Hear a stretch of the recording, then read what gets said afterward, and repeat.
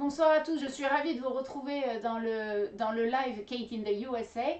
Alors ce soir, on va parler de saga dans le cinéma américain.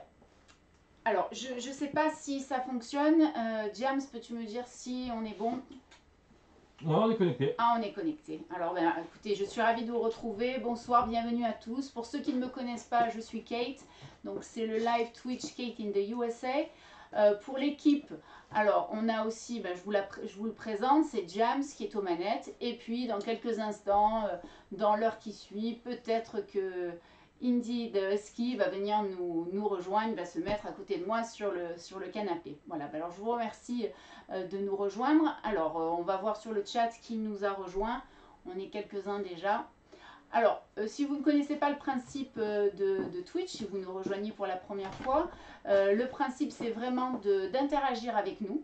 Donc, il y a un chat et vous pouvez donc commenter, poser des questions, donner votre avis. Voilà, c'est vraiment le principe de Twitch. Voilà, alors pour vous donner une idée, chaque semaine donc on traite d'un thème. Les semaines précédentes, on a pu parler du rêve américain et de sa représentation au cinéma. On a parlé du sport et de sa représentation sur les écrans américains.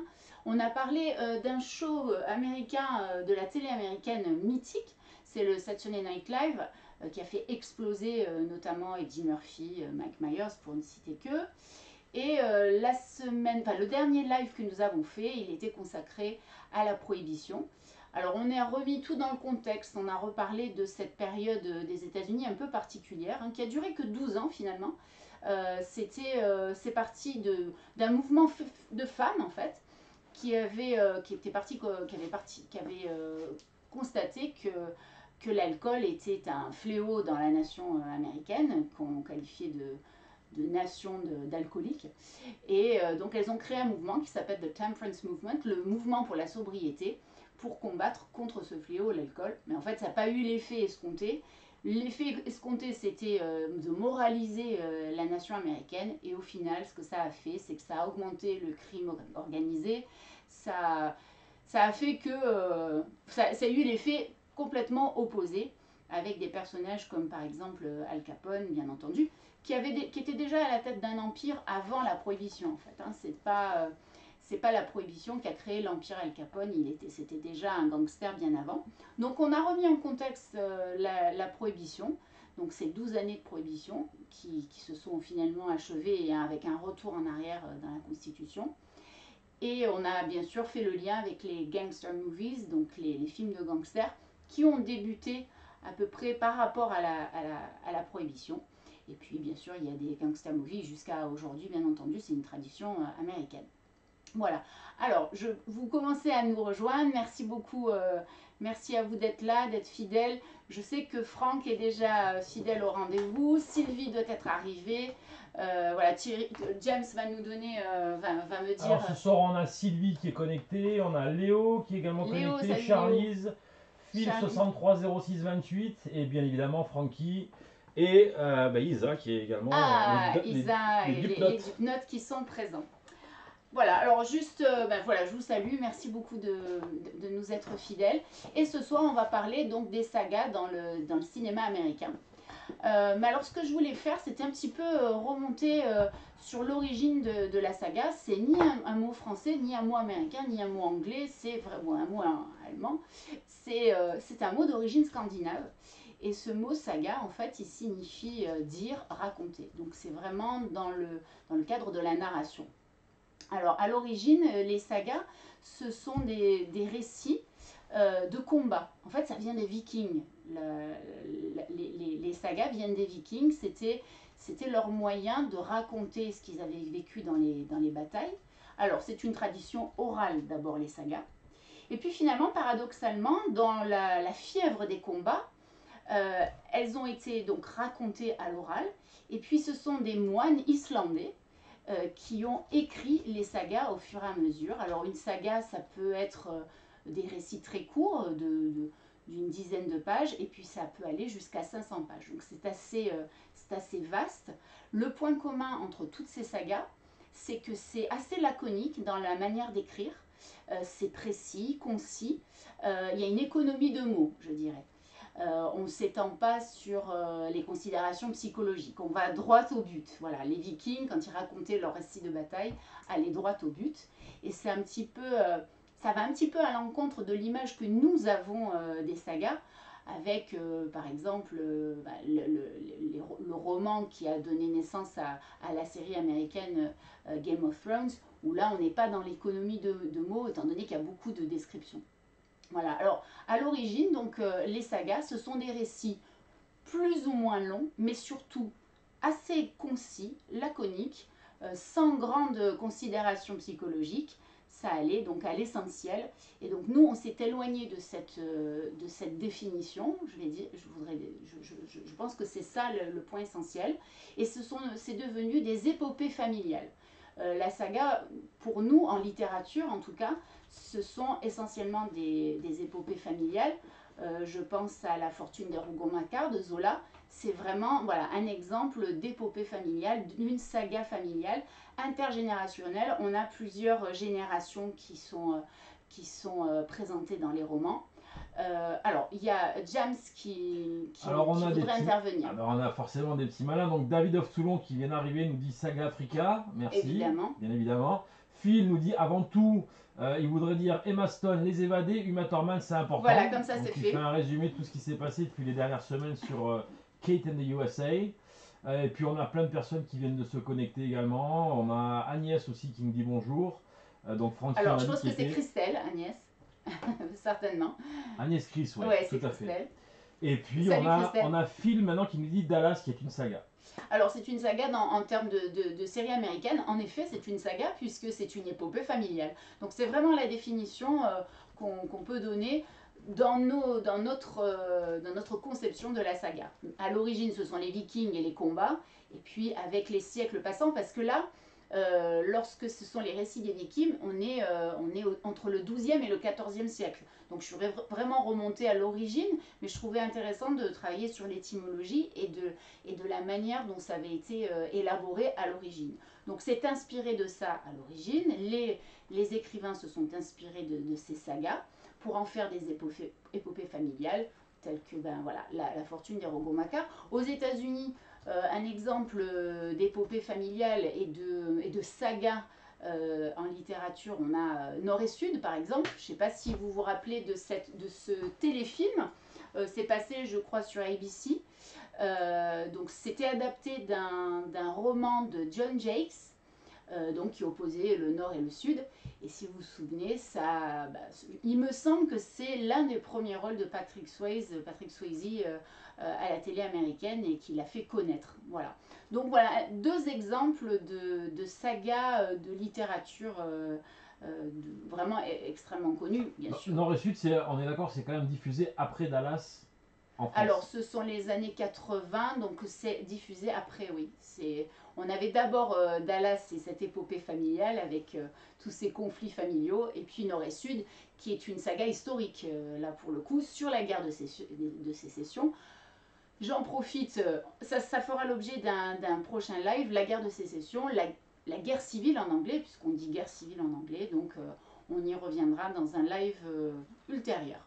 Alors, James a une remarque à faire. Non, Dupnod nous dit Dynasty également. Oui, voilà, c'était un petit peu la guerre. Hein. Ouais, c'était la guerre entre Dallas et Dynasty. Il y avait ceux qui étaient fans de Dynasty et ceux qui étaient fans de Dallas.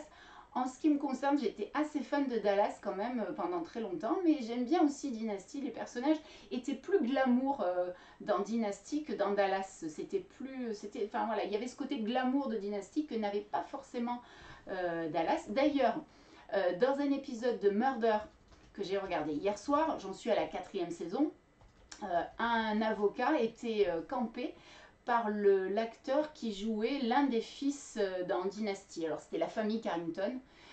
Et c'était celui, alors j'ai oublié le prénom du personnage, alors si vous vous en souvenez, dites-moi, c'est celui qui était homosexuel et qui ne faisait pas son coming out parce qu'il avait peur d'être rejeté par sa famille. C'était le frère de Fallon, donc j'ai Fallon en tête, mais j'ai pas le nom du personnage. Est-ce que quelqu'un peut m'aider pour le nom du personnage? Il y a eu d'ailleurs un remake de la série, actuellement ça existe, il y a la nouvelle version de Dynasty. Alors James veut intervenir. J'ai l'impression qu'on est en train de dériver sur les séries télé. Alors, pas du parce tout, que, on va pas. on est en train de parler de Côte Ouest, de Santa Barbara. Là, on est complètement à côté de la plaque ou pas alors? Non, alors Par on est rapport un à peu, ta définition de la saga. alors on est un petit peu à côté de la plaque, mais d'un autre côté, c'est un point de départ aussi, puisqu'il n'y a pas de règles. La saga, à l'origine, ce sont des récits des Vikings, c'est scandinave, ça vient d'Islande, ça a été écrit par des moines islandais dans des monastères. Voilà, ça c'est l'origine. Ensuite, ils ont développé avec des épopées familiales, même les Islandais, hein. Et puis après, ça a été intégré dans la littérature européenne, chez nous, et aussi outre-Atlantique. Voilà, donc c'est parti de là. Ça a été adapté en série, effectivement, en série télévisée. Et puis là, le propos de notre live, c'est l'adaptation des sagas dans le cinéma américain. Voilà, c'est ça vraiment le propos, mais ça ne nous empêche pas de parler de séries. Et effectivement, je crois qu'il y a un peu de nostalgie. Si vous m'avez cité Santa Barbara, Côte Ouest, alors ça c'est pour les plus anciens, parce que je pense qu'il y en a qui ne savent même pas ce que c'est. Il n'y a que des mecs de 50 ans qui Alors parlent non, de ça. Hein. voilà, Santa Barbara, Côte Ouest, oui voilà, Côte Ouest, Santa Barbara, c'est quand On a même... les feux de l'amour, on a la petite maison dans la prairie, on a la saga de la tarte aux pommes aussi. Ouais, c'est vraiment, voilà, ça surfe sur la nostalgie, effectivement. Alors ça, je me disais, ouais, et Côte Ouest, qui était d'ailleurs un spin-off, on y reviendra tout à l'heure sur le terme spin-off qui est vraiment, ça caractérise des séries hein, et pas le cinéma. On verra tout à l'heure le terme qu'on emploie pour le cinéma américain. Mais alors, Côte Ouest était un spin-off de Dallas. Aujourd'hui, ça semble évident, hein, les spin-offs, mais à l'époque, c'était quand même, on était un petit peu perturbé par ce spin-off. Donc, un personnage, un des fils rejetés des Ewing, qui était parti sur la côte ouest, et c'est son histoire qu'on suit avec d'autres personnages. Voilà, c'était ça le spin-off. Alors, il y a une remarque. Donc, Phil nous dit, la vraie saga, c'est quand, à la fin du film, c'est écrit « To be continued ». Alors, on va voir, il n'y a pas que ça. La vraie saga, alors c'est la définition de Phil, mais alors je voudrais, pour éviter qu'on se dispute plus tard, je voudrais déjà qu'on parte sur quelques définitions pour qu'on soit d'accord. Déjà, je vous soumets ma réflexion. Une saga, ça me semble composé d'un minimum de 3 films. C'est-à-dire qu'une saga composée de 2 films, je ne pense pas que ça en soit une. Donc Exit, Kill Bill 2 d'entrée. Alors est-ce que vous êtes d'accord avec ça? Je pense qu'il faut partir de 3. Et finalement, dans la plupart des sagas que sur lesquelles j'ai réfléchi, finalement il y en a, alors il y en a avec 3, mais il y en a, la plupart c'est une moyenne de 5 films en fait. Alors il y en a qui vont au-delà, comme Star Wars, mais on y reviendra. Alors est-ce que vous êtes d'accord avec cette idée qu'une saga ne peut comporter, ça commence à partir de 3 films? Quelles sont vos réactions? Alors on a Gibus Fiasco qui nous dit saga c'est une trilogie. Et puis on est en train de parler maintenant de Don Camillo pour David of Toulon et du parrain Tess. Oui, 83. ah oui, ouais, évidemment, le parrain. Alors là, on est au cœur du sujet, puisque le parrain, c'est vraiment une saga familiale. Là, on est en plein. Je pense que c'est un très bon exemple Tess, de saga familiale. On est en plus sur 3 volets. On a les 3, donc on est en plein, on est en plein dedans, voilà, avec l'évolution des personnages, c'est vraiment typique de la saga. Donc on est d'accord, on part dans l'idée qu'une saga est composée à minima de 3 films. Alors James, dis-nous. Sylvie nous dit, pour une saga, ça peut aller jusqu'à 5 ou 7. Donc il me semble qu'on peut aller jusqu'à plus que 7. Alors, on va aller beaucoup plus. On a aussi Gibus Fiasco qui nous dit que c'est supérieur à la trilogie, ça va plus loin que la trilogie. Oui, alors je suis tout à fait d'accord. Il me semble que une trilogie est une saga, mais c'est une petite saga.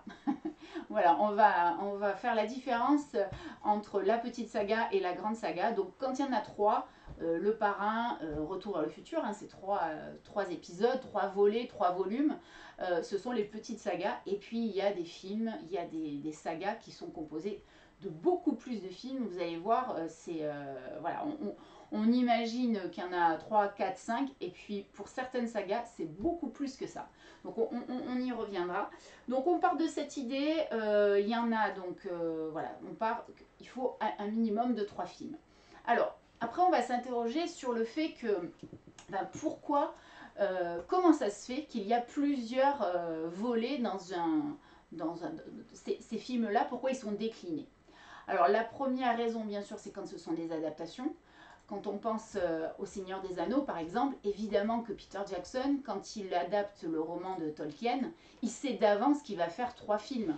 Ça n'a pas de cohérence de faire juste le Seigneur des Anneaux. Il sait que, et je pense même que Les livres sont une trilogie déjà. Voilà, les livres sont une trilogie, donc forcément, lorsqu'il écrit les scénarios, il adapte un roman qui est composé de trois volets. Il sait qu'il va faire 3 films d'emblée. Je pense même que les 3 films ont dû se tourner pratiquement en parallèle. Alors, il faudrait vérifier, mais en tout cas, si c'est pas en parallèle, c'était dans l'objectif de faire la suite. Il ne pouvait pas s'arrêter au premier. Donc il y avait dans l'objectif de faire le 2 et de faire le 3. Mais ça, c'est dans le cadre de l'adaptation d'un roman.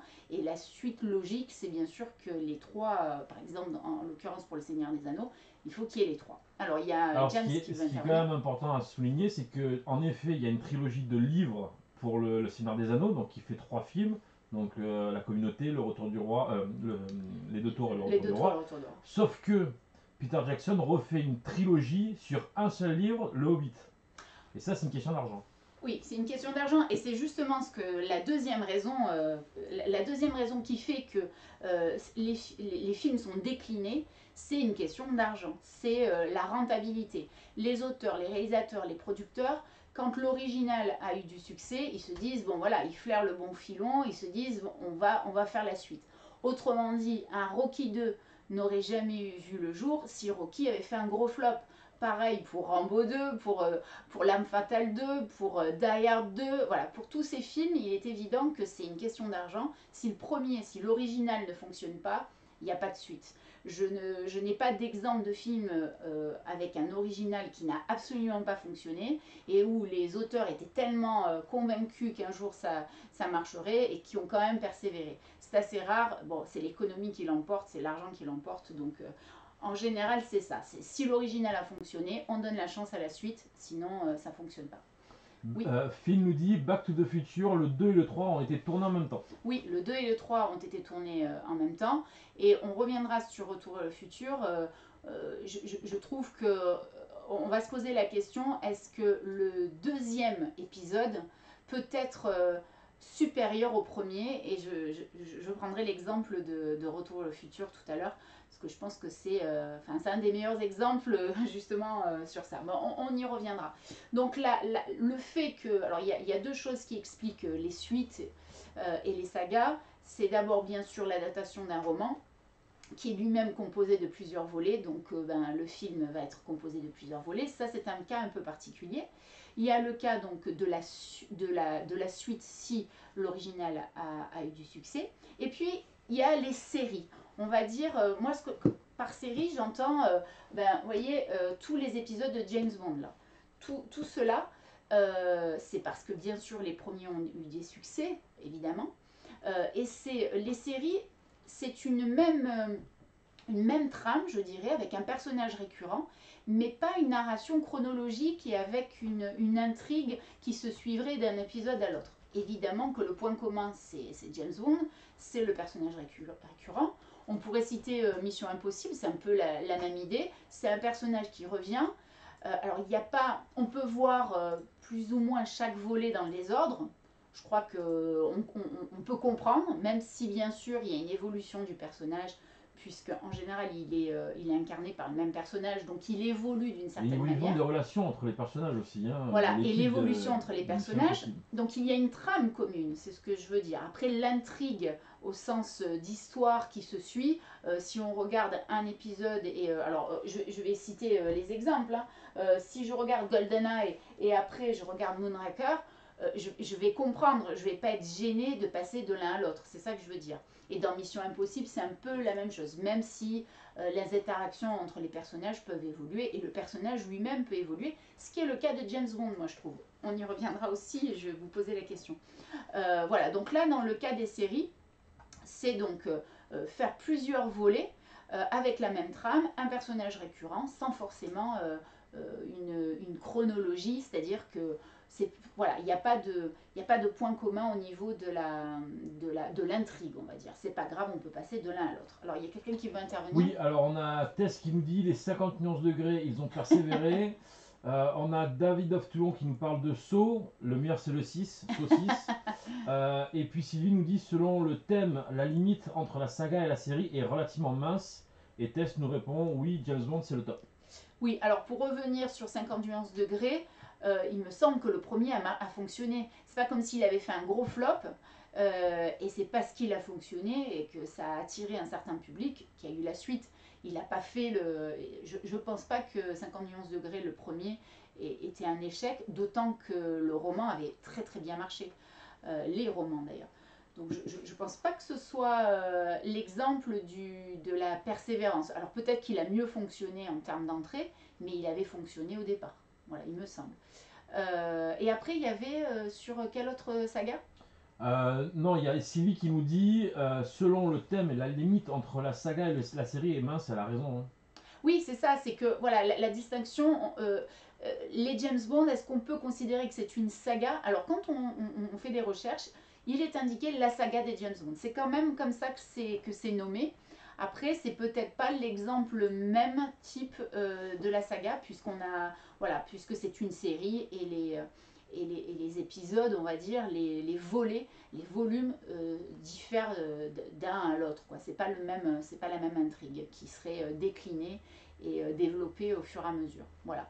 Le deuxième cas de figure, donc on a parlé des séries comme James Bond et Mission Impossible. D'ailleurs, je voulais juste vous poser une question. Est-ce que parmi tous les James Bond, tous les acteurs qui ont incarné James Bond, est-ce que vous en avez un? C'est juste comme ça là, pour voir ce que vous en pensez. Est-ce qu'il y a un acteur qui, pour vous, incarne le mieux le personnage qui a été quand même créé à l'origine par Ian Fleming? Il avait une idée du personnage.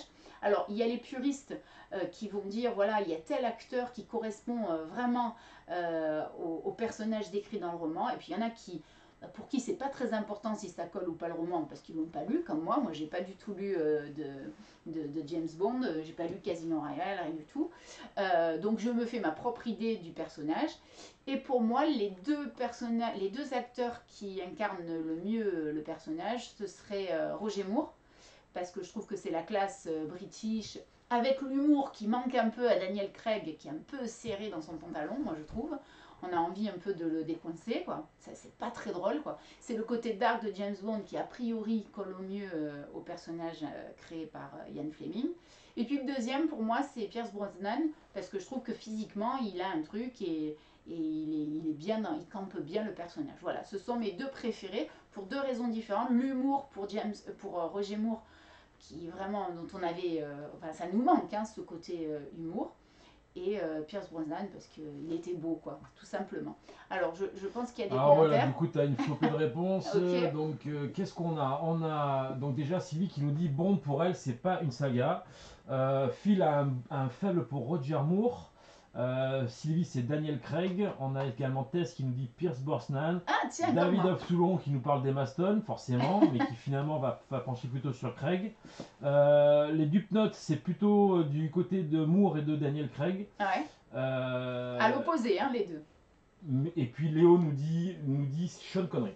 Ah oui, ah oui. Alors là, je suis d'accord avec toi. Oui, Sean Connery aussi, là on l'a pas dit, mais oui, il fait partie au moins du tiercé de tête quand même.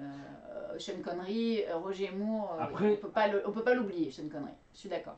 après, ce qu'il faut savoir, c'est que par rapport au personnage de James Bond, les deux qui collent le mieux, c'est bien évidemment Daniel Craig et Sean Connery, selon la description qui est faite dans les différents livres de Ian Fleming. Oui. Voilà, c'est le côté un peu plus dark C'est de pas un James Bond. personnage marrant, Voilà, c'est pas James façon. Bond, Non, pas mais du je tout, sais hein. très bien, mais peu importe, c'est ce que je disais. J'ai pas lu le roman, donc je cherche pas à essayer de l'incarner. C'est ce que moi j'ai envie de voir. Et c'est vrai que j'avais plaisir à voir Roger Moore, voilà, ce côté humoristique, ce côté léger que n'ont pas les autres, quoi, c'est tout. Alors, dans ce thème saga, il y a beaucoup d'américanisme. Il y a vraiment un jargon cinématographique. On va essayer de le décortiquer. On a déjà parlé donc de la série. Et je suis assez d'accord avec Sylvie, même si James Bond, on considère que c'est une saga, je suis assez d'accord, ça ne correspond pas pile poil à la définition qu'on a donnée. Donc on a la série, on a la suite. Donc voilà, alors dans les suites, on a évoqué Retour vers le futur, on a évoqué Rocky, Rambo, Alien, Enfin voilà, il y en a tout un tas. Donc ça, c'est la suite. On considère qu'il y a une continuité temporelle. Alors, il peut, et justement, dans cette continuité temporelle, il peut y avoir des exceptions. Et donc, ça porte un nom. Il y a énormément de noms pour les épisodes qui composent une saga. C'est vraiment un jargon et on va essayer de décortiquer tout ça ensemble. Donc là, on a déjà parlé de la suite. En anglais, la suite, ça se dit a sequel. Donc, bon voilà, vous avez des exemples, Alien, L'Arme Fatale, Retour vers le futur, voilà, ça ce sont juste des sequels, des suites, toutes simples. Ensuite, on a avec une continuité chronologique. Ensuite, on a, alors là c'est plus abstrait, on a ce qu'on appelle le midquel. Alors le midquel, tenez-vous bien, alors, c'est quand le deuxième opus, donc on a 2 opus, admettons, il peut y en avoir plus, 3, 4, puisqu'on a dit qu'il fallait qu'il y en ait au moins 3. Mais admettons, le deuxième opus se situe à un moment particulier du premier opus. Il vient s'intercaler, chronologiquement parlant, dans le premier opus. Ça s'appelle un midquel, ou midquel. Alors, dans mes recherches, je n'ai trouvé de cet exemple que dans les Walt Disney. Dans les Disney, il y en a plein. Genre La Belle et la Bête. La Belle et la Bête numéro 2, se passe au milieu de l'histoire de La Belle et la Bête numéro 1. Voilà, ça c'est alors, dans le cinéma plus traditionnel, je n'ai pas trouvé d'exemple. Je suis tout oui si vous en avez. James, as-tu un exemple d'opus qui se passerait au milieu du premier? Attention, hein, c'est pas qu'il est intercalé ou inversé, ça on y reviendra, mais vraiment, à un moment de l'histoire, le deuxième opus vient traiter de ce moment stratégique. Moi, je vois mais après, tu vas donner la définition précise. Pour moi, il n'y a que Rogue One et Solo. Ça n'est pas ça. Alors, qui sont pas exactement dans ce truc. Enfin, Solo, quand même, un petit peu. Alors, on va voir, on parlera Parce de que Solo peut être mis dans un des films de la saga. Oui, pour Solo. Oui, okay. parce que ça se passe en parallèle de la première trilogie, enfin la deuxième trilogie qui est la première en fait. Alors, on va revenir sur Rogue One puisque tu l'as mentionné. Rogue One est un exemple assez intéressant. C'est ce qu'on appelle un interquel. Je ne sais pas si vous avez déjà entendu parler de ce mot, mais l'interquel, c'est le film qui vient s'intercaler, c'est pour ça qu'il porte ce nom, entre 2 moments stratégiques. En ce qui concerne Rogue One, donc qui fait partie de la saga Star Wars, il a une particularité, ce Rogue One, c'est qu'il fait la jonction entre les 2 trilogies. Quand je dis 2 trilogies, j'entends que 4, 5, 6, c'est la première trilogie au moment de sa sortie. 1, 2, 3 serait la deuxième trilogie au moment de sa sortie. Bien sûr que dans l'ordre chronologique, on a d'abord 1, 2, 3, 4, 5, 6. Ok, on est d'accord. Mais en termes de sortie ciné, la première trilogie, c'est 4, 5, 6. Bon, si on part de ce principe-là, Rogue One vient s'intercaler exactement entre 1, 2, 3 et 4, 5, 6. Donc c'est entre le 3 et le 4. C'est que lorsque Dark Vador est devenu Dark Vador, c'est ce qui va conduire au premier épisode de la première trilogie. Donc le premier, c'est Star Wars, A New Hope. L'épisode 4. Voilà, c'est l'épisode 4. Donc entre le 3, où il devient Darth Vader en anglais, hein, et le 4, où là c'est le départ avec...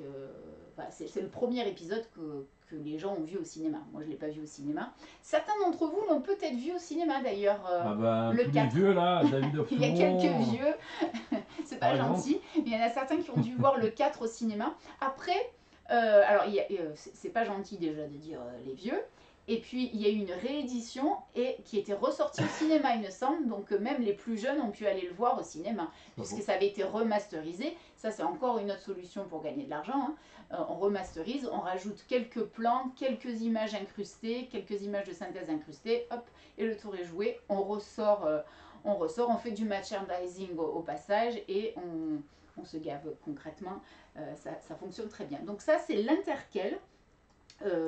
Qui est donc l'épisode qui vient s'intercaler.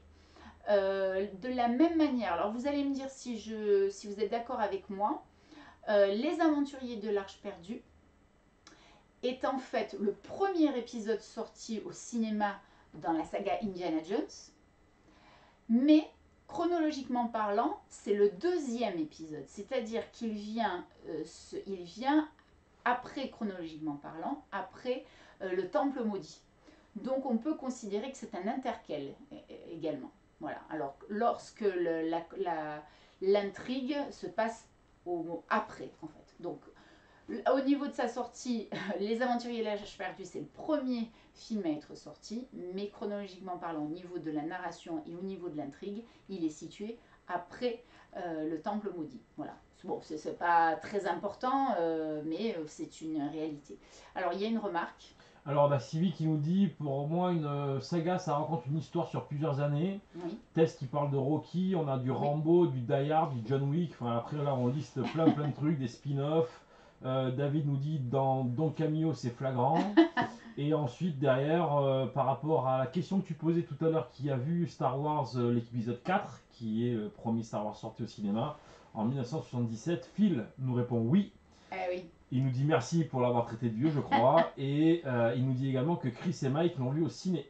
Et oui, ils l'ont vu quand ça a été remasterisé. Et il y a plein de gens qui l'ont revu remasterisé, qui l'ont pas vu dans les années 70. Et Tess nous dit que c'est du business, forcément. Mais bien sûr, c'est du business. La remasterisation, c'est du business. On va voir tout à l'heure aussi un autre moyen de faire du business, mais je ne dévoile pas le mot parce que je voudrais que vous nous le disiez si... parce que bon là, on est plein d'américanismes, donc il va en avoir un, ça va être le dernier que je placerai. Si vous n'aimez pas les américanismes, vous allez avoir les oreilles qui saignent, parce que interquel, midquel, sidequel, ça fait mal, hein, je sais bien, mais c'est le jargon cinématographique pour les sagas, c'est ce qu'on utilise, pour désigner tous ces films. Pour revenir sur Rocky, je crois, oui, alors Rocky, c'est à la fois on a l'original et on a la suite, le sequel, et on a aussi ce qu'on appelle le sidequel. Alors le sidequel, c'est lorsque Creed est créé. Creed, c'est le fils d'Apollo Creed de la saga Rocky, qui a son propre épisode, on va dire, et sa propre saga qui commence.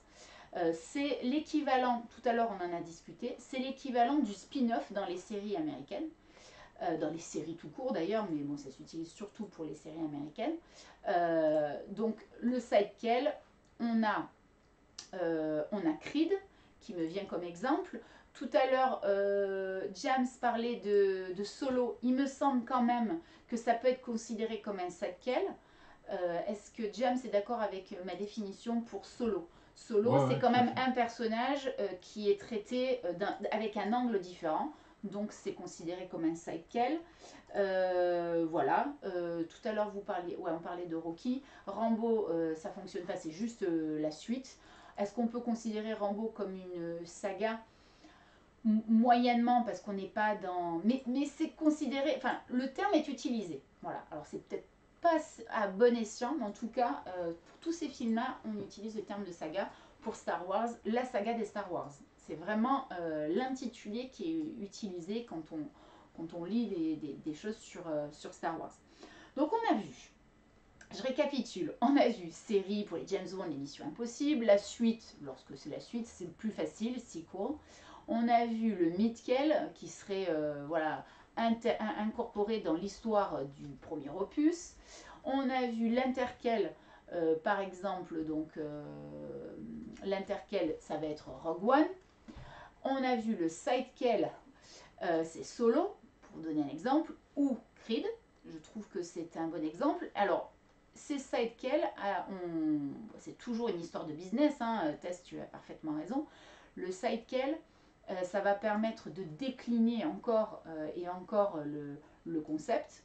Pour ce qui est de Creed, je trouve que le concept est pas mal, parce que les nouveaux épisodes, on va dire, de Creed se distinguent quand même de Rocky. On est dans une autre atmosphère. Et ça permet, je pense, à des jeunes qui n'ont pas eu l'occasion de découvrir Rocky, ça permet de découvrir la saga.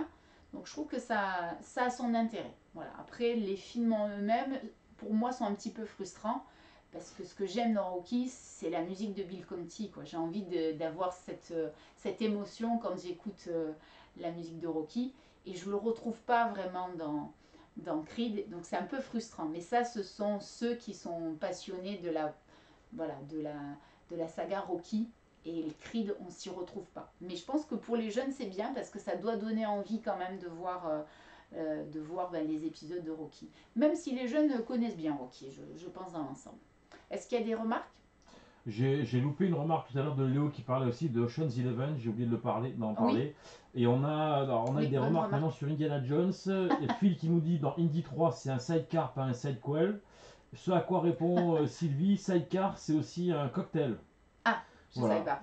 Et D'accord. donc Tess nous dit c'est une belle histoire, la musique, donc Stallone, etc. par rapport à Rocky. Ah oui, Rocky, c'est le rêve américain. Alors, Tess, on a fait un live justement consacré au rêve américain et on s'était posé la question des films qui représentaient au mieux le rêve américain et on s'était arrêté sur Rocky parce que c'est vraiment le personnage qui incarne ce rêve américain de partir de rien et de réussir. Voilà. Et puis, il y a aussi la chute. Rocky, c'est vraiment, je dirais, les montagnes russes. Il part de rien, c'est la gloire, et puis il revient aux sources avec la chute. Et je trouve que voilà, c'est quand même la saga des Rocky. Bon, après, je suis pas très objective parce que j'adore Stallone et j'adore ce personnage, mais il a vraiment une place dans. Voilà, c'est vraiment dans le cinéma américain, il a une place à part. Et il faut savoir que Rocky ne pouvait pas. Enfin, Stallone, il avait son scénario, il y tenait vraiment très très fort, il voulait vraiment réussir à monter le film et ça a été très compliqué, il a dû faire beaucoup de sacrifices et la société de production qui a finalement produit le film elle ne voulait pas que ce soit Stallone qui incarne le personnage et lui s'est battu bec et ongle pour pouvoir incarner Stallone. Il a eu gain de cause d'autant plus que le public a suivi et en plus il a eu des Oscars grâce à ce film. Voilà, comme quoi il faut jamais lâcher l'affaire. C'était Paul Newman qui devait jouer, non? Oui, il y avait des personnages qui avaient été, enfin des acteurs qui avaient été Approché? approchés, mais lui, il était hors de question que ce soit quelqu'un d'autre que lui qui incarne le personnage qu'il avait imaginé. Donc il a eu raison et puis ça a été décliné. Et ça va, voilà, ça va jusqu'à Rocky Balboa. Donc il y a quand même 6 épisodes, puis les épisodes de Creed, ça fait je crois 8 et il y a 2 Creed il me semble, donc ça fait 8. Oui, il y a une remarque. Oui, on a Léo qui dit à chaque fois le rêve américain, ça me fait penser à New York dans tous les films. Oui, Il y a peut-être cette connotation entre le oui. rêve américain et New York, la grandeur de New York, etc. Oui, oui, oui, certainement, oui, oui, parce que, oui, je sais pas, oui. Bon, les États-Unis, je pense que, alors, New York est peut-être symbole de rêve américain, mais les États-Unis sont très associés à ça. Et puis, New York, c'était le point d'arrivée des migrants. Les migrants qui arrivaient d'Europe de l'Est, ils s'arrêtaient à New York, sur Ellis Island, pour pouvoir entrer sur le sol américain. Donc c'est assez logique que New York soit associé au rêve américain, puisque c'était le point d'entrée. Soit ils rentraient sur le sol américain, soit ils étaient déportés et expulsés du sol américain, ils repartaient chez eux, soit ils étaient mis en quarantaine, mais ça se passait effectivement à New York. Et ces gens-là, qu'est-ce qu'ils attendaient? Ils attendaient de réaliser leur rêve américain et ils avaient ça en tête. Donc je trouve que ça a une certaine logique, mais de toute manière c'est les États-Unis globalement, mais New York, je suis assez d'accord. Donc on a vu les sidekels. On a, alors que j'oublie pas, je me suis fait une petite fiche pour pas oublier, on a les préquels. Alors le Ah, préquel, alors le préquel. on va revenir aux sources. On va expliquer ce qui s'est passé avant. Est-ce que vous avez un exemple de préquel qui vous a marqué? Et après, je vous dirai, James, est-ce que tu as un préquel dans une saga que tu as trouvé utile? Alors, est-ce qu'on peut dire qu'une trilogie peut être un préquel alors? Parce que là, dans Star Wars, Moi, c'est. j'étais persuadée que tu allais me dire ça. Effectivement, on a 4, 5, 6. Et effectivement, 1, 2, 3, c'est le préquel de 4, 5, 6. Voilà, c'est une narration un peu particulière, Star Wars, mais effectivement, c'est le préquel. Donc, ça vient Il y en a plusieurs expliquer là. l'origine. Il y en a énormément. On a dans Alien, on a Covenant, on a Prometheus, Covenant, et on a Alien, le premier épisode, enfin le premier volet, et Covenant est un préquel. Donc, on vient expliquer ce qui s'est passé avant. Alors, c'est pas toujours d'une grande réussite. Dans Terminator, il me semble il y a un préquel aussi. Enfin, c'est un peu. À un moment donné, j'ai un peu lâché, moi, les Terminator. Je suis restée sur surtout un et 2. Voilà, il y a des préquels qui viennent. Est-ce que vous avez un exemple, à part Star Wars, un exemple de préquel qui est vraiment réussi, quoi, qui a vraiment du sens et qui est presque mieux que l'original? Moi, j'en ai pas beaucoup. Hein. Alors on a Isa qui nous dit Alien, on Oui, a Phil qui parle du Hobbit, et ouais, Sylvie également qui nous dit le Hobbit, ça peut être essentiellement, ça peut être un sequel, un un préquel aussi. préquel. Alors oui, oui. Après, ça avait été le Hobbit avait déjà été écrit avant. Alors, je ne sais pas lequel a été écrit avant. Est-ce que c'est Le Seigneur des Anneaux qui a été écrit avant le Hobbit ou c'est l'inverse? Il me semble que le Hobbit a été écrit après, chronologiquement parlant. C'est Ça possible. revient souvent cette expression Mm. chronologiquement parlant. Je suis désolée, mais je l'ai dit souvent, mais on est vraiment en termes de chronologie. C'est normal que que je le dise plusieurs fois. Donc, James, C'est possible, j'ai pas l'info. Il y il a me Tess semble. qui nous dit non, mais je sais pas à quoi elle répond, donc c'est compliqué. Le Hobbit a été écrit après, voilà, selon Isa. Oui, il me Et semble on a aussi. quoi? Et on a Phil qui nous dit au ciné c'est un préquel. Et il y a Chris qui nous dit La planète des singes, les origines, Ah oui, c'est vrai. Et d'ailleurs, qui est pas mal. avec Euh, James Franco. et ben, alors, c'est un bon exemple, je trouve que j'y avais pas pensé. Alors, est-ce qu'on est dans une saga Mais c'est encore une Quand même. fois, on est dans le terme saga. Alors, pas la définition épopée familiale, effectivement, hein, on n'est pas là-dedans. Mais par contre, quand on parle de la planète des singes, c'est la saga des planètes des singes, de la planète des singes. Et je trouve que l'exemple que Chris a donné est excellent parce que c'est en plus un épisode qui est réussi, un volet qui est réussi. James? Ouais, on a Léo qui nous parle de Twilight. Ah, alors, est-ce qu'il y a un préquel est-ce que Twilight est Il pas... pose la question, hein, il nous dit est-ce que Twilight c'est un préquel? Alors, il me semble pas... Alors, je suis pas experte de Twilight, il y en a peut-être qui le sont plus que moi. Il me semble que c'est dans l'ordre chronologique. Après, je suis pas experte de Twilight. Donc, s'il y a quelqu'un qui peut répondre, il me semble que c'est juste dans l'ordre, quoi. Voilà, il n'y a pas... Alors, peut-être qu'il y a un épisode qui remonte, mais je pourrais pas dire. Si vous savez, on, Alors ça se pose des on questions, il y a sera celui qui intéressé. demande Twilight, mais c'est un préquel de quoi? Voilà, Donc, non, il me semble qu'il n'y a pas de... Voilà, c'est dans l'ordre. Il n'y a pas de... Le préquel, c'est vraiment... c'est comme par exemple pour Star Wars, je trouve que c'est le meilleur exemple. On a le... Alors, effectivement, comme ça s'appelait 4, 5, 6, c'est un peu ambigu, mais admettons que ce soit... qu'on utilise le titre, donc A New Hope pour le 4, eh bien, les préquels sont 1, 2, 3. Les épisodes qui sont venus des années plus tard. Voilà. Mais ça, la narration de Star Wars est un peu complexe surtout pour les jeunes qui ont découvert à partir du 1. Donc pour eux, s'ils sont allés au cinéma voir le 1, ils ne peuvent pas comprendre que nous, pour nous, la vraie trilogie, c'est 4, 5, 6. C'est assez abstrait à comprendre. mm. Il faudrait que tous ceux qui découvrent Star Wars commencent par 4, 5, 6 pour avoir la même émotion que nous. Mais quand c'est sorti au cinéma, il y a plein de gens qui sont allés voir le 1. Il y a une remarque? Alors oui, donc Sylvie nous dit que Twilight, en fait non, c'est chronologique. Ouais, c'est Et chronologique. Phil qui nous dit, il y a la saga des X-Men, il y a la Hannibal Lecter également, donc Oui, ça revient en arrière. Et Chris qui nous parle des animaux fantastiques pour Harry Potter aussi. Animaux fantastiques qui a été cité tout à l'heure par Sylvie également dans le chat. alors, pour revenir sur Harry Potter, on est dans l'ordre chronologique. Alors, je sais qu'il y a des experts d'Harry Potter là qui nous écoutent, donc je ne voudrais pas dire de bêtises. Moi, voilà, Ah, ils ont rien d'autre à foutre, hein, quand même, hein. ça c'est, voilà, chacun ses goûts, n'est-ce pas, James? Sur Harry Potter, il me semble que c'est juste la suite normale. Hein. Il n'y a pas de préquel non plus. Il me semble pas.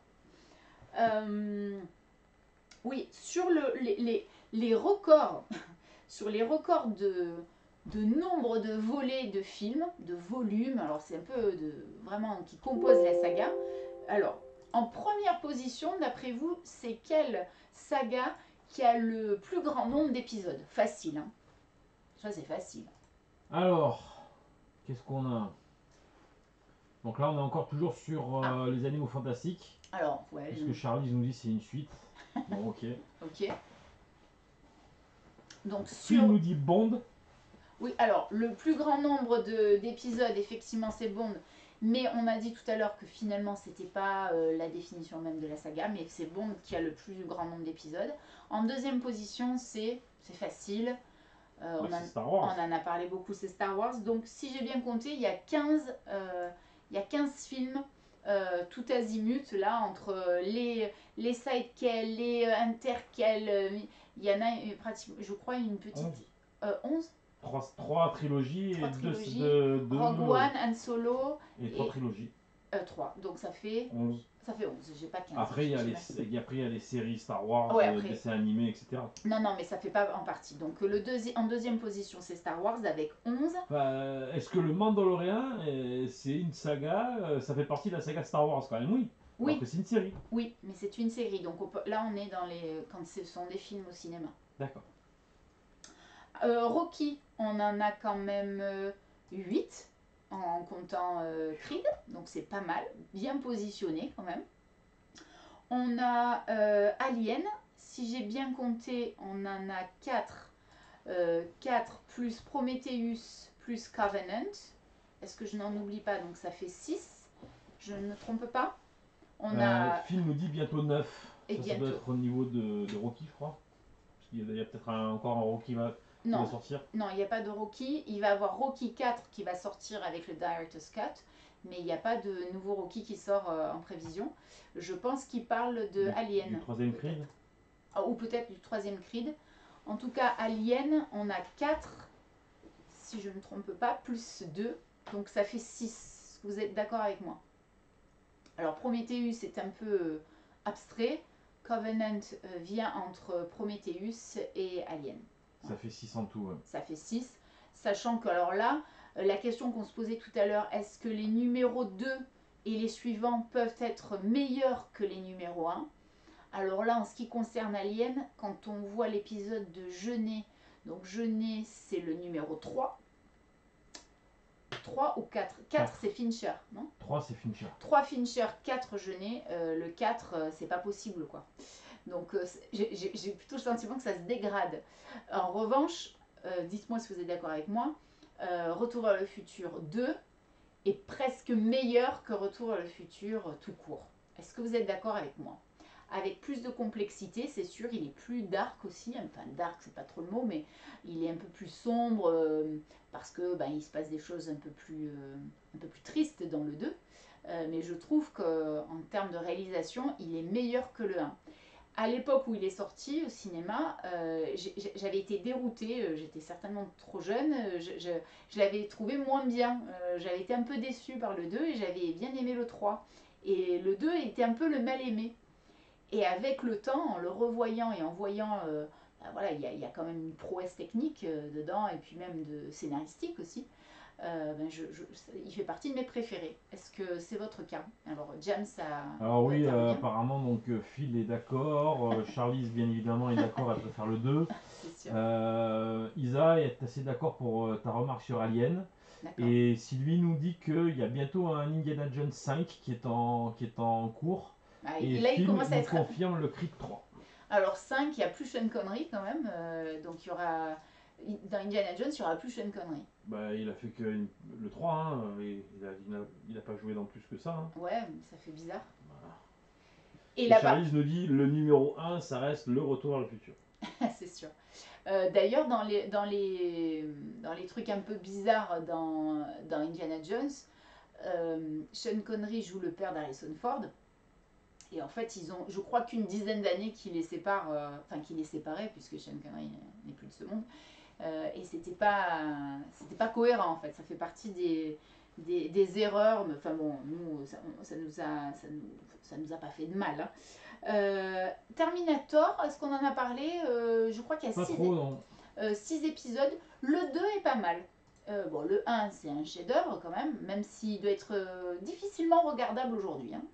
Je sais pas. J'ai un peu peur qu'il ait un peu mal vécu, mal vieilli. Les effets spéciaux, ça doit nous faire un peu étrange quand il enlève son œil. Bon. Mais bon, il est particulièrement réussi. Et le 2 est pas mal. Voilà. Donc il peut y avoir des suites qui sont meilleures ou aussi bonnes que l'original. C'est pas systématique. L'arme fatale, par exemple. Est-ce que l'arme fatale 2 est meilleure que l'arme fatale? On s'attache aux personnages. On aime bien les suivre. Après, comme c'est le buddy movie avec bonne ambiance, je suis pas convaincue que le 2 soit meilleur que le un. Il y a une remarque? Alors non, c'est moi je me permets juste par rapport à Terminator, il faut savoir que James Cameron, lorsqu'il a sorti le dernier opus de Terminator, a dit qu'en fait il allait reset la franchise parce qu'il estimait qu'après le 2 c'était que de la daube. Donc ça faut le savoir. Ah oui. Et petite parenthèse, j'ai complètement envie de faire l'intervention. Quand tu parles de James Bond, il faut savoir qu'il y a un film des James Bond qui ne fait pas partie de la saga parce C'est qu'il n'a pas jamais été contre jamais. Jamais plus jamais. voilà, jamais plus jamais ne fait pas partie de la saga de James Bond parce que ce n'est pas un réel James Bond, il n'a pas été fait dans les normes de la saga. Alors, il y a une autre raison pour jamais plus jamais, c'est que ça n'est pas la même société de production. Absolument. Ouais. C'était pas la MGM, c'était la Warner. Voilà, il fait pas partie de cette collection, il est en plus parce que c'était pas la même. Et puis il était âgé hein, quand même. Enfin, il Bah commençait ouais, à il être un peu commençait âgé pour le rôle. Hein. Ouais, tout à fait. Et d'ailleurs, la femme qui joue enfin, la James Bond girl de Jamais plus jamais jouait dans Dallas. Elle a joué dans Dallas Exactement, tout à fait. pour revenir à la saga du début. Est-ce qu'il y a une remarque? Donc là, ça parle de. Donc Phil nous parle d'Avatar, bientôt une saga ou des suites. Et puis il nous dit, moi j'ai bien aimé les aliens de James, pas de James. D'accord. James Cameron et de Ridley Scott aussi quand même, je suppose. De quoi? Il a pas fait Ridley Scott de... Pourquoi je dis Ridley Scott? On parle de quoi là? D'Alien? On parle d'Avatar. Ah, d'Avatar, hein, pardon. Je On croyais parle qu'il... d'Avatar. D'accord. C'est certainement la plus grosse daube qui puisse exister Ah, dans le cinéma, quoi. en termes de scénario. Ah, en termes de scénario, c'est une catastrophe. Après, en termes visuels, quand on... C'est une catastrophe aussi. Non, ce n'est pas Ah, une c'est une catastrophe. catastrophe. C'était l'un des premiers... C'était le premier film qu'on a vu en Ah, il faut mettre des 3D. lunettes pour le regarder. On l'a C'est vu. tellement toutes les couleurs qu'il y a, là, ces criards, tous ces bleus, ces rouges, Non. hyper clairs. Oh, Non, je suis pas d'accord. En 3D, ça valait le coup. Après, le scénario, c'est du vu, revu, Ah ouais. c'est caricatural à mort. Bon, c'est pas. C'est un film de cow-boy et d'Indien version Oui, space, c'est space c'est opéra. Pocahontas en fait. C'est C'est Pocahontas. Oui, c'est Pocahontas, nouvelle génération. Mais visuellement, quand même, on peut pas dire que c'est raté quand même. Il faut pas exagérer non plus. Il y a... Je dis pas que c'est raté, je dis que ça t'a la pas plu. colométrie, elle n'a pas été super adaptée et que voilà, ça peut vraiment déplaire, quoi. Bon, après, c'est subjectif. Hein. Moi, visuellement, ça m'a plu. Le monde, là, la planète sur laquelle ils sont, là, j'ai oublié le nom, il y a des couleurs qui m'ont marqué, que je les ai en tête. Tess nous dit c'est un des meilleurs au box-office Avatar. Ça, Ah oui, ça par contre, ah c'est oui, sûr. oui, ça c'est sûr. Avec Titanic aussi. Parce que c'est Alors, juste, je voulais... on a vu, excusez-moi, on a vu les séries, les suites, mid-quel, interquel, sidequel, préquel. Il y en a un, alors, c'est pas tout à fait pareil, mais c'est dans le cadre des sagas, il existe ce qu'on appelle le reboot, si on le dit avec l'accent français. Alors, le reboot, c'est quand une saga, on fait reset, comme a dit James, et on recommence avec d'autres acteurs, avec un autre scénario, avec une autre atmosphère. Alors, parfois, c'est le même réalisateur d'ailleurs qui fait le reboot, comme c'est le cas pour Mad Max, puisque Fury Road, c'est George Miller comme Mad Max. Donc parfois, le reboot peut être fait, enfin si je ne me trompe pas, le reboot peut être fait par le même réalisateur. C'est quand même... Alors sur Mad Max, je suis pas certain que Fury Road ce soit un reboot, hein. c'est considéré quand même comme une sorte... Ouais, c'est pas le même... Oui, c'est pas le même. Non, moi je suis pas d'accord. Ouais, c'est pas... Bon. Non, le 1 et le 2 se passent au moment où... avant l'apocalypse, machin, etc. Et après, tout ça, c'est après, quoi. Bon, pour moi, c'est Mad Max. Je sais que parmi vous, il y en a qui vont être d'accord avec moi. Entre Fury Road et Mad Max, il y a les Mad Max et il y a les Fury Road. James, c'est Fury Road et moi, c'est Mad Max parce qu'il n'y a pas mieux... Enfin voilà, j'ai pas accroché sur... Sur le traitement de l'image, George Miller, il est extraordinaire. Non, il arrive à faire quelque chose d'extraordinaire. C'est-à-dire qu'il arrive à rendre, un petit peu comme il a fait avec Sin City, il arrive à rendre des couleurs mais vraiment extrêmement pointues sur un film qui est en plus un film d'action, quoi. Alors, ce qui m'a gêné, c'est pas la couleur de l'image, c'est la vitesse de l'image. Il y a un truc dans la vitesse d'images et qui, ben, ça va trop vite pour moi. Je sais pas, mon cerveau ne doit pas être adapté à ça. En tout cas, je j'ai pas accroché, alors que Mad Max, pour moi, c'est vraiment ben, les deux premiers, ce sont des grands films. Donc on a des reboots, on a Spider-Man qui a subi ce sort-là, on a donc Superman aussi, on a les Batman, bon, on repart à zéro. Et en Et on général, reste à zéro. on fait mieux quand même. Voilà. Alors forcément, on a du recul, on a de la technique qu'on n'avait pas. On ne peut pas comparer, bien sûr, Superman de la première époque avec... c'est incomparable. Je me demande d'ailleurs, dans la jeune génération qui est avec nous, est-ce que vous avez vu les nouveaux, pour citer Superman, est-ce que vous aviez vu les anciens, ou Spider-Man d'ailleurs, alors c'est moins ancien pour Spider-Man, mais par exemple sur Superman, est-ce que vous avez vu, il me semble qu'il y en a 4, est-ce que vous avez vu les premières générations avec Christopher Reeves Christopher, non, Reeves ou Reeves. Reeves. Reeves. Est-ce que vous les avez vus? Est-ce qu'on a une réponse? Non, là, on est en train de parler encore donc Sin City, qui n'est pas en fait le même Miller, tout à fait. Phil a raison, c'est Frank Miller. Ah oui. Qu'est-ce qu'on a d'autre? Non, on n'a rien d'autre pour l'instant. Voilà, je voulais juste savoir si Il y a Philou qui nous a rejoint. Et qui nous dit, bonsoir oui, tout à fait. Merci Philou d'être là. Oui, donc la question c'était de savoir si ces reboots qui ont un intérêt commercial, on remet les sagas au goût du jour avec la technique, avec des nouveaux acteurs, on rafraîchit la franchise. Ce sont des franchises pour ce qui est de Superman, Spider-Man et tout ce qui est Batman. On rafraîchit et bien sûr ça engrange encore des entrées et puis ça permet à la nouvelle génération de connaître la franchise. Mais ce qui m'intéressait, c'était de savoir si les mêmes jeunes qui ont vu la nouvelle franchise, est-ce qu'ils connaissent l'ancienne, bon, qui a beaucoup vieilli quand même. Léo nous dit pas du tout trop vieux. Eh oui, c'est beaucoup trop vieux, mais je comprends, ça a beaucoup trop vieilli. Mais tu sais que ça a existé, c'est déjà pas mal. Et donc Phil, bien évidemment, l'a vu au ciné. Ça, c'était dans les années 60, forcément, on s'en souvient. Oui, mais bon, voilà, voilà, j'ai en mémoire un des Superman où il est down complètement là, et il est presque alcoolique là, il est au bar, enfin ça a beaucoup vieilli. Phil nous dit impossible de revoir Superman. Ah, c'est impossible, c'est impossible. Donc d'où l'intérêt. Superman. D'où l'intérêt des nouvelles franchises et des reboots. Voilà, je crois qu'on a fait le tour de tous ces termes, ce jargon cinématographique autour des sagas, séries, sidequels. Vous allez être incollable, hein, j'espère.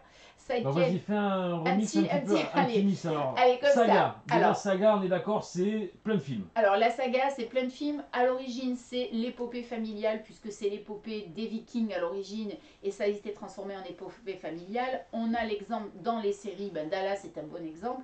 Et puis après, dans la littérature surtout, on a des sagas familiales sur plusieurs générations. Ça, c'est ça le point de départ. Donc une saga peut être une série ou un film. Ça peut être une série, un film, et ça peut être un roman aussi. Ah oui, d'accord, à ce moment-là, on est dans le cinéma. À la base, ok. Mais voilà, on a roman, série, cinéma. On a donc, ensuite, on a les séries de films comme James Bond qui sont considérées comme la saga James Bond. Ensuite, on a les suites. On a les sidequels qui vont être un personnage, comme un spin-off en série, un personnage du film original qui est intéressant et on va le développer dans un film qui lui appartient qu'à lui. Donc on va citer par exemple Solo. Donc le sidequel, c'est dans le cinéma et le spin-off, c'est dans la série. Exactement, voilà. On a l'interquel qui va être comme Rogue One qui se situe entre le 3 et le 4 dans Star Wars. On a le midquel.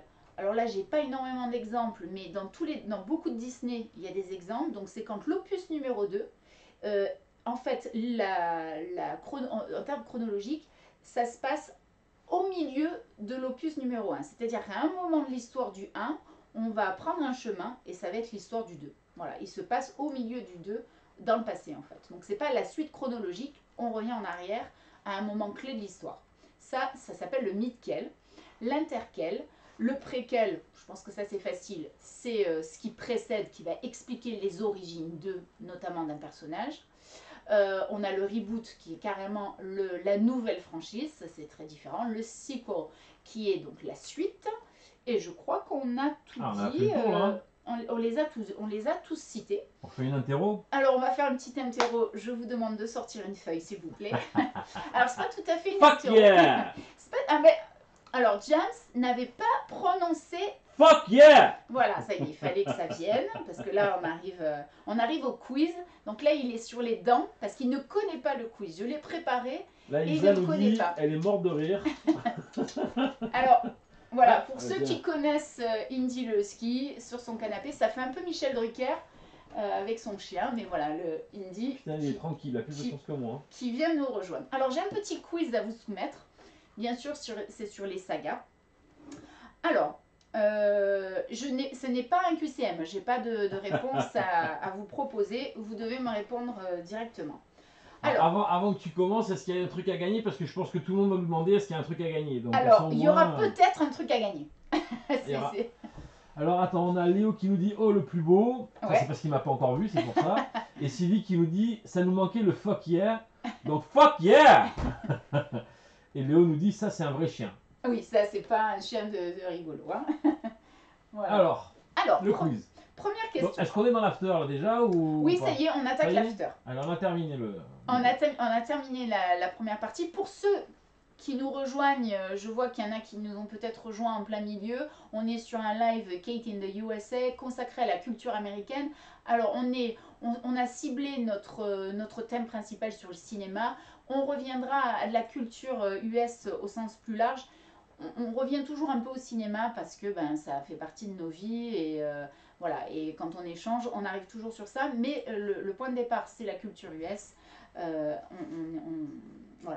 Mais on parle toujours de ciné à un moment donné ou de série. Alors, première question. Alors là, c'est pour les fans d'Harry Potter. Il y en a quelques-uns, je sais. Qui peut me citer le prénom des parents d'Harry Potter? Alors, je veux les deux prénoms, le père et la mère. Est-ce qu'il y a des réponses? Est-ce que ça colle? Est-ce que Charlize a la réponse? Personne n'a la réponse? Vous êtes nuls. Bah, attends, déjà. Alors, on a James et Lily de Tess. Exactement, c'est James et Lily. Bravo, Good Tess. job. Un point, tu marques un point pour Tess. Toujours dans Harry Potter, est-ce que vous avez le nom du chat d'Hermione Granger? Donc, le personnage d'Emma Watson, elle a un chat. Et comment s'appelle-t-il? Alors, j'accepte le nom en anglais ou en français. Je ne vais pas être regardante. Alors c'était Sylvie hein, qui avait répondu Lily, Ah, c'était- c'était pas Tess. Parce qu'ils ont la même couleur dans le chat, donc je me suis planté, désolé. Ah, bon. Bravo Sylvie alors. Donc on a Frankie qui nous répond Patenron. C'est ça. Et en Donc, c'est anglais, Frankie. est-ce que tu as le nom en anglais? Franck, est-ce que tu as le nom en anglais? C'est Crookshanks. Bon. Et Léo, c'est Léo qui nous dit Crookshanks. Ah bien Léo. Deuxième question. Alors ça concerne la saga des Rocky. Comment s'appelle le chien de Rocky dans la saga des Rocky? Il porte un nom de quelqu'un célèbre aux États-Unis. En France, il n'est pas célèbre, mais aux États-Unis, il l'est.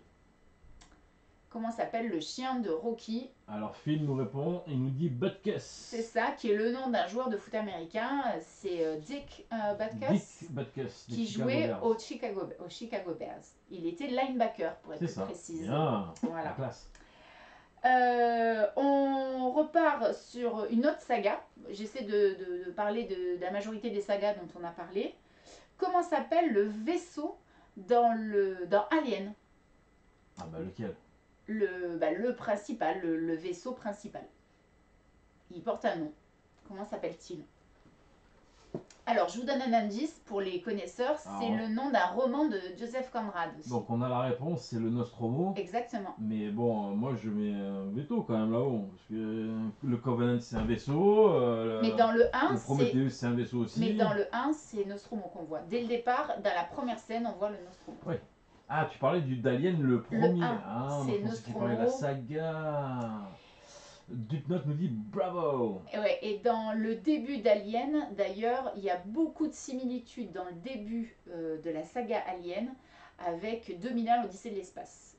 J'ai suivi une formation où on faisait le parallèle entre Dominer l'Odyssée de l'espace et Alien, les deux débuts, et il y a énormément de similitudes. D'ailleurs, dans 2001, l'ordinateur de bord, là, elle s'appelait pas Maman aussi, non? Euh, alors, je pense que Phil 630628 va nous répondre. Pour le nom, j'ai Al qui me vient, mais il y a. Ah, peut-être. Voilà, mais Phil nous dit c'est Al. voilà, c'est Al. C'est ce qui me semblait. Comment s'appelle Sylvie répond à Philippe, il lui dit à Phil, il lui dit tu connais toutes les réponses, tu as un wifi de ouf. Comment s'appelle le personnage principal dans Alien le personnage incarné par Sigourney Weaver. Attention, je veux le prénom et le nom. Je ne veux pas que le nom de famille, parce que je sais qu'on va me répondre que le nom de famille. Je veux le prénom aussi, et là ça se complique. Donc le prénom et le nom du personnage principal incarné par Sigourney Weaver dans Alien. Je crois que Phil a un très très bon wifi quand même. Il a une Je connexion de pense ouf. qu'il a la fibre. Il a la fibre. Ouais, c'est ça, c'est Hélène Ripley. Hélène Ripley, c'est ça. Facile, question rapidité. Comment s'appelle le vaisseau de Han Solo? Ah, le vaisseau de Han Solo. Ah, c'est facile. Ah, c'est une question de wifi là. Ou de fibre. Alors, est-ce qu'il y a des réponses? Écoute, je pense que... Ah, Philou a répondu le Faucon Millenium. Bravo Philou, mais je savais pas que tu connaissais aussi bien Star Wars. N'est-ce pas? Extraordinaire, hein? Bien, bien. Alors je C'est un autre, Sylvie, c'est un autre Philippe, ça. Ah, ça c'est... oui, c'est un autre. Tess nous a répondu R2D2. Non, Non. c'est dommage. Alors justement, Tess, comment s'appellent les deux robots, mais je veux leur nom en anglais et pas en français? Parce qu'ils ont été traduits, parce que comme c'est trop compliqué à prononcer en français, ça a été traduit de la même manière que le personnage Dark Vador en français. En anglais, c'est Darth avec TH. Et là, pour le nom des deux robots, alors je veux le nom en anglais des deux. Alors là, tu dis les deux robots, mais Tess, elle te dit BB-8. Ah ouais, mince. Ouais. Et alors Philippe, de la première trilogie. Philippe, il nous dit R2D2 et Z6PO. Qui a dit ça? Philippe. Ah non, en anglais, c'est pas Z6PO. Et donc Phil répond, c'est C3PO. Ça, c'est en français. Mais en anglais, c'est pas ça. Ça, c'est... oui, ça c'est en... C3PO, c'est la bonne C3PO, réponse. et en français, c'était 6PO. Mais c'est C3PO, effectivement. Je pense que Philippe a raison, c'est Z6PO hein, en français. Ah, il me semble que c'est 6PO. Hein. Z6PO. Ah, il y a peut-être le Z, oui. Peut-être. Oui, pardon. Philou peut certainement Non, là, plus calé je que... pense Oui, qu'il est c'est incollable Z6. là-dessus, le Philippe. Oui, il n'y a pas de souci.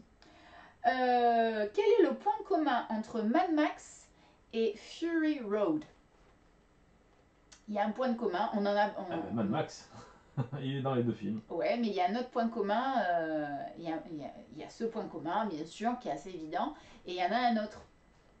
On en a parlé. On a dit que c'était assez... alors on a dit...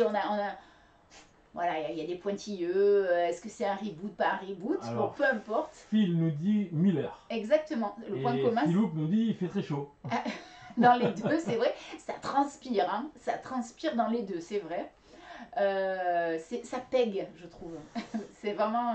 c'est le mot qui me vient, ça pègue. Et Tess nous répond j'étais pas né. Pour le deuxième, oui, hein, Tess. Je pense que Ouais. tu étais né pour le deuxième, quand même. Isa nous dit Tina Turner.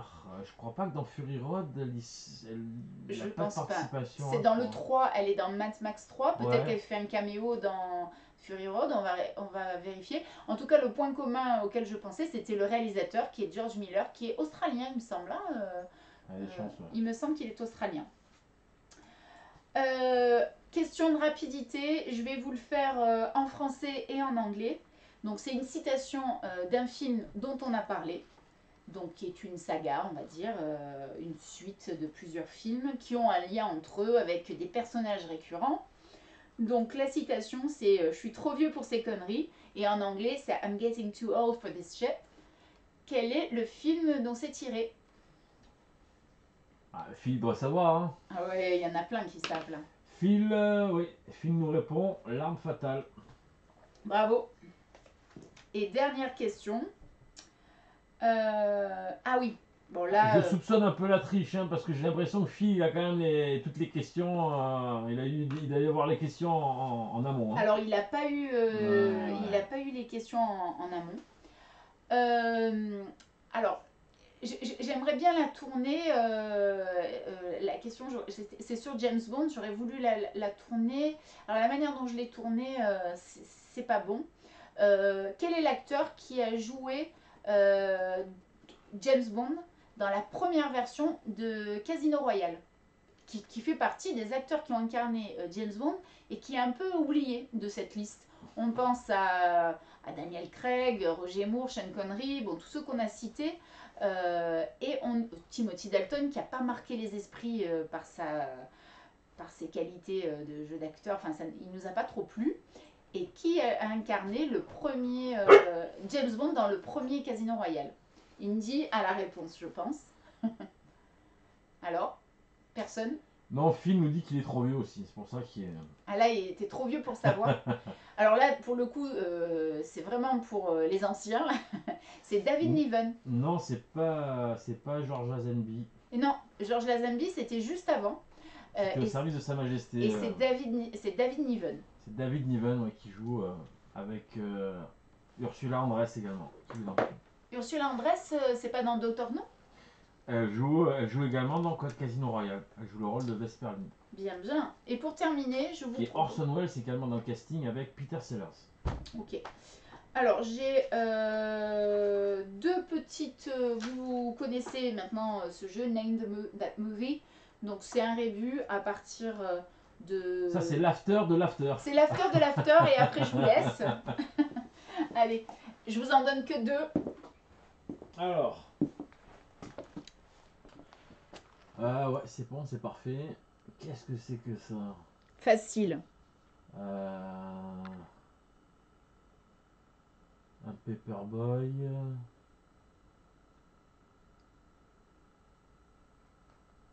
Alors là, il y a quoi? E.T. de la part de d'Isa. C'est ça. Bien joué, Isa. Bien joué. Well done. Alors on a Phil qui a mis E. donc, Ah d'accord. et donc on a Tess qui répond E.T. également. Et j'ai perdu la page du deuxième. La feuille est tombée, mais je vais tout de suite le retrouver. Hop. Un petit peu le dernier, un petit peu plus compliqué. Je crois que la dernière image sera... Ah, bah moi je pense avoir trouvé. Hein. Je pense que ça va être rapide pour notre ami Phil. C'est un rapport avec le thème du dernier live, pas de celui-ci. Si, c'est une saga. Non, mais alors tu te trompes de film. Alors. Ah, c'est pas le parrain. Non. Ok. C'est pas le parrain. Non, c'est pas le parrain, les gars. Non. Sylvie nous dit Harry Potter. Non. Dans une voiture criblée de balles. C'est la scène finale, la voiture criblée de balles, c'est la scène finale de ce film de la fin des années 60. C'est un film d'Arthur... Non, Arthur Penn. Arthur Penn. Fade Away. Avec Fade Away. Ah, et Warren Beatty? Oui. Alors, qui c'est qui va le sortir en premier? Fade Away, Warren Beatty, Arthur Penn, 1967, il me semble. Un couple... Eh ben, c'est notre ami Isa. Qui dit Bonnie and Clyde. Bonnie and Clyde. Good job, Isa. Bravo, Isa. Bon, bah alors je crois qu'on a fait le tour. Je vous remercie de nous avoir suivis, d'avoir participé. Vraiment, merci beaucoup. Je vous rappelle juste quelques petits éléments de ce qu'on fait. Donc, le Kate in the USA, une fois par semaine, donc avec un thème lié au cinéma américain, mais pas que. Mes chroniques sur Top FM dans la rubrique Kate in the USA. Tout se décline avec Kate in the USA. Ma page Facebook Kate in the USA où j'interviewe des Français partis s'installer aux États-Unis. Dans la semaine prochaine, j'interviewe une basketteuse qui est en université américaine. Je vais interviewer une danseuse qui est partie s'installer aux États-Unis. Un chanteur. Bon, voilà. Venez consulter ma page Facebook. Il y a plein de choses si les États-Unis vous intéressent. Et puis je suis aussi sur NJ Radio tous les 15 jours, le vendredi soir. Sur Top FM, c'est le mardi matin dans la matinale de 7h à 9h. Et sur NJ Radio, c'est le vendredi soir, une fois sur deux. Et c'est aussi une rubrique qui s'appelle Kate in the USA. On décline au maximum. Voilà, ben je vous remercie à tous de nous avoir suivis. James voudrait intervenir. Ouais, ne pas oublier, parce que là, on était le dernier live, on était à peu près 300 sur, sur le live Twitch de Kate in the USA. Ne pas hésiter, pour ceux qui n'ont pas encore de compte, à créer un compte Twitch et à s'inscrire pour pouvoir participer au chat et échanger avec Kate, tout simplement. Et là, il y a Phil qui nous dit à bientôt sur Canal+. Sylvie qui nous dit trop bonne soirée, bisous, du Caire les amis, hâte du prochain live. Et Francky qui nous dit également au revoir, Mademoiselle Slimani, etc. On vous souhaite une bonne soirée, on vous fait tous des grosses bises. De grosses bises, merci beaucoup, bye. Fuck yeah!